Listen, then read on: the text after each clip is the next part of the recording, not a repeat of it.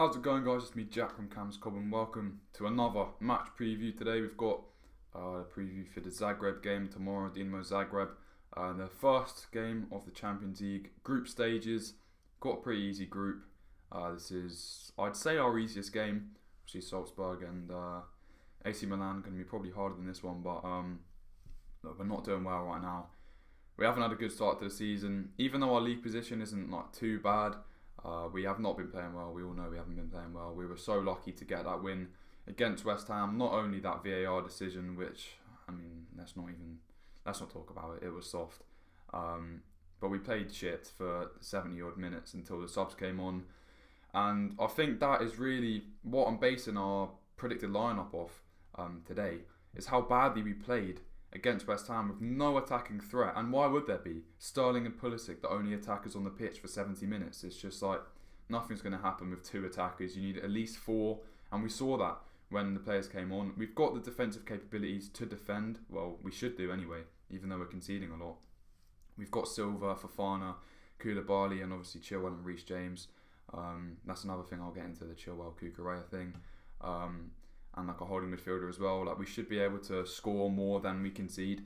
We just need to play more attackers. It's as simple as that. Tuchel's got to stop with this 5 at the back, 4 in midfield bullshit. Like, come on, it's not going to work. We're not going to win anything playing that defensively. You need attackers on the pitch. So yeah, look, I still am a bit wary of Tuchel. We've never been good at attacking under him, like in a consistent basis, especially in tough games.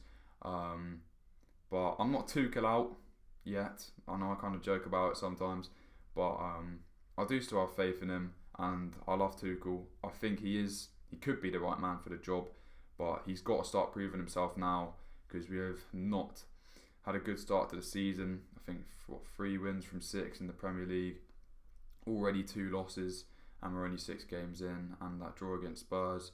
We've been awful in set pieces. That's another thing we've got to fix. So yeah, a few concerns, but a bit of optimism for the future. This Zagreb game shouldn't be too difficult. And there has been no press conference yet. It's about 5 o'clock on Monday evening. I don't know if they do the press conferences on the actual day of the game for the Champions League matches. I'm not sure, but there hasn't been a press conference, or at least a released one, on the Chelsea YouTube channel or anything from Thomas Tuchel. So I've got nothing to really fill you in with there. So the injury situation, as far as I'm aware of, I think Aubameyang is probably unlikely to play. They might have got his mask sorted, but I doubt he'll play straight away. Zakaria as well is another one that I haven't really heard an update on with regards to a work permit. So I think he'll be unlikely anyway, just because he's only just joined us anyway. So I won't be including Aubameyang or Zakaria in my lineup prediction. However, as far as I'm aware, besides from N'Golo Kante, everyone else should be fit that I can think of. And yeah, without further ado, let's get into the predicted lineup segment of the video. Alright, so moving on to the predicted lineup segment of the video. As you can see on the right hand side, once again, we have the lineup, and there may be a few surprises in there.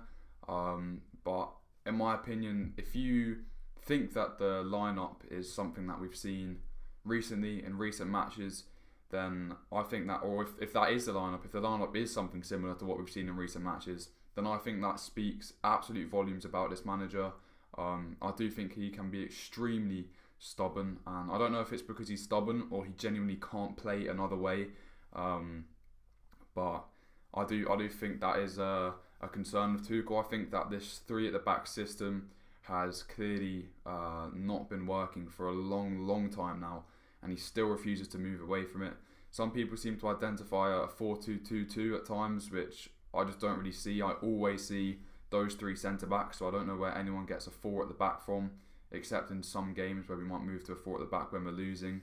We're always lining up with the 3 centre-backs, Koulibaly, Thiago and Fofana it is at the moment, and then the 2 wing-backs. It's a 3-back or a 5-back, whatever way you want to put it. With those players on the pitch, you can't tell me it's a 4-back, because it just doesn't make sense with the personnel. I'm going to stick with a 5-back for my predicted lineup. Ideally, I would say move to a 4-back, but I've seen us play with a 4-back and it does not work. It's going to need a lot of time in training to start moving to that 4-back system. This 5-back it's all Tuchel knows really right now. So that's what I'm going to stick with. Starting with the players, in goal, it has to be Kepa. First of all, it's a Champions League group stage game against Zagreb, so I think this would be a good chance to give Kepa a game anyway, even if Mendy was in good form. But Mendy is not in good form, which gives all the more reason to give Kepa a start. He's been really good since Tuchel's come in. He's had some stellar performances like in the cups and stuff when he has got a chance to play. And Mendy has been poor, with a capital P and a full stop at the end of poor. He has not been good this season whatsoever. He's made a few good saves, but he's let a lot in. He's made mistakes, and I think he got really lucky against West Ham. That second goal, a poor header back from Reece James, but Mendy has got to just clear it or hold on to the ball. He's come in, he's let it spill back out again, and I think he's realised the danger once Cornet's got on the ball, and that's why he's pretended to be injured. And I've got to be honest, I do think he pretended to be injured. Like, there's no way that could have actually hurt him. They just grazed his foot along Mendy's chest. I think Kepa has to get the nod here. Otherwise, it's not fair, and it doesn't speak the right message to the other players trying to get a chance, that even if these first team players are playing shit, you can't get into the team anyway just because you're not the first team player. And I don't think that's the right message. So I think Kepa has to start this game against Zagreb. Then 3 at the back, obviously pretty expected. Koulibaly, Thiago Silva and Fofana. Not much to say there. Thiago Silva, obviously he's just outstanding. We've got to play him in any game we can really. Koulibaly I've been impressed with. He hasn't been amazing, but I think he's been very good. He's very strong in the tackle and he's fast. And I think his distribution is something that people were quick to criticise. Yeah, even though his distribution is probably one of the best in the team, and for a centre-back, one of the best I've seen. And then obviously Fofana, we've just bought him for a 70-odd million. He's obviously going to be playing, new signing.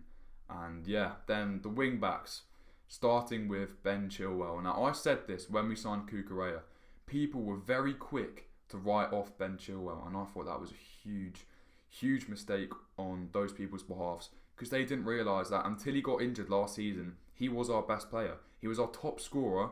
He had assists. He was literally scoring or assisting in every single game, and he was playing absolutely magnificently. And then he gets injured and our season fall apart. We go from top of the table to, I don't know, mid-table Europa League spots after Chilwell got injured, and everything fell apart. I don't think that's a coincidence, because he was such an important player for us. And yeah, I do feel like we often concentrate our attacks down the right-hand side with Reece James, but I think with Chilwell back in the team, we have that trust to play down the left as well. I think he's far better going forward than Cucurella is. You could make an argument to say Cucurella is better at defending. I'd say that's probably fair enough. But Chilwell's work rate and his attacking abilities far better than Cucurella. I think he's way faster, and Cucurella has really brought nothing going forward so far, and I'm fucking fed up of his corners hitting the first man every time. That alone I'd just be happy to see Cucurella on the bench just for his shit corners. Chile back into the side, and I'm very happy to be saying that. Midfield, this is a bold one. It's an optimistic one. I don't think Tuchel will do this, because I think he's stubborn and he'll probably just go back to the 3-4-3 or the 3-5-2. But I am going to go with Jorginho and Mason Mount playing in the midfield. Jorginho obviously holding more, sitting back almost like with the defenders, just being that little option in the pivot.